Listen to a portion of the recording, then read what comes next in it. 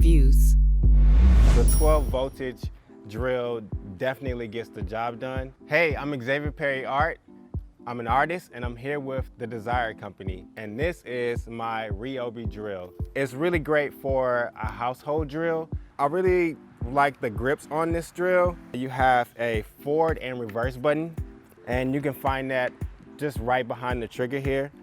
So you click it one time for forward and you click it in the opposite direction for reverse. I like that it's right there near the trigger, really quick and easy to do, other than some drills where the button may be somewhere else and you have to start and stop while you're doing your project. Have your power level here, and it's numbered at the top from 0 to 20. The different speeds here can be used for different types of projects. If you're working on, say for instance, sheetrock, then maybe you could use a lower speed somewhere around 5 to 10.